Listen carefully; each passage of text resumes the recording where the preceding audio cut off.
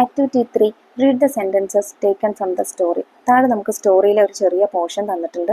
In fact nearly half the students belong to immigrant families. There were students from Canada, Mexico, Italy, the UAE, Egypt and China.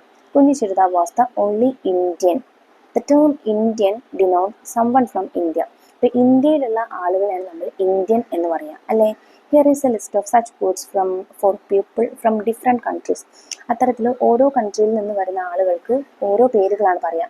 കാനഡയിൽ നിന്ന് വരുന്നവർക്ക് Canadian, ചൈനയിൽ നിന്നാണെങ്കിൽ Chinese, Egypt ആണെങ്കിൽ Egyptian, Japan ആണെങ്കിൽ Japanese, മെക്സിക്കോയിൽ നിന്നാണെങ്കിൽ Mexican. Now complete the following. Question എന്താണ്? താഴെ നമുക്ക് 4 കൺട്രീസ് തന്നിട്ടുണ്ട്. അവിടെ നിന്ന് വരുന്ന ആളുകളെ എന്ത് പേരിലാണ് വിളിക്കുക എന്നാണ് എഴുതാനായിട്ട് പറഞ്ഞിട്ടുള്ളത്. ആദ്യത്തേത് ഫ്രാൻസ് ആണ്. ഫ്രാൻസിൽ നിന്ന് വരുന്ന ആളുകളെ നമ്മൾ ഫ്രഞ്ച് എന്നാണ് വിളിക്കുക. പിന്നെ സ്പെയിനിൽ നിന്നാണെങ്കിൽ സ്പാനിയാർഡ്സ് ഓർ സ്പാനിഷ് പീപ്പിൾ എന്ന് പറയാം. ജർമ്മനിയിൽ നിന്നാണെങ്കിൽ ജർമൻസ്. ദ UAE ആണെങ്കിൽ എമിറാറ്റിസ് എന്നാണ് പറയുക കേട്ടോ. നൗ ക്വസ്റ്റ്യൻ ബി നോക്കൂ. Can you add more to this list? ഇതുപോലെ കുറച്ചുകൂടെ കൺട്രീസ് എഴുതിയിട്ട് അവിടുത്തെ നേറ്റീവ് ആളുകൾ എന്താണ് വിളിക്കുക എന്ന് എഴുതാനാണ് പറഞ്ഞിട്ടുള്ളത് കേട്ടോ. അപ്പോൾ അമേരിക്ക നോക്കാം. അമേരിക്കയെ അമേരിക്കൻസ് എന്നാണ് വിളിക്കാറ്. ഇംഗ്ലണ്ട് ആണെങ്കിൽ ഇംഗ്ലീഷ് അല്ലെങ്കിൽ British or Britons or Britishers or Brits ഇങ്ങനെയും വിളിക്കാറുണ്ട് കേട്ടോ.